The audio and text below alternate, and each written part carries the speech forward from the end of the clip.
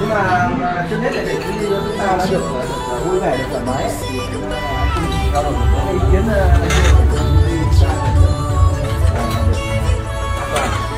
nhất này là các thành viên trong ý rất là đông và bốn người. Thực ra là các thành viên thứ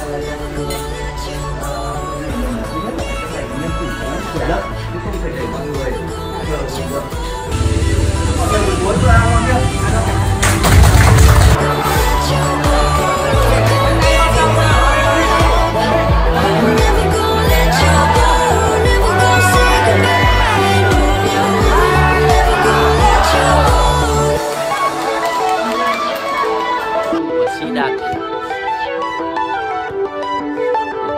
Và kiến tạo của Văn Lâm.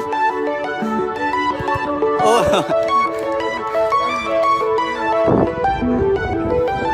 Về, đúng rồi. Hay quá. Không được. Công, vào. Ôi.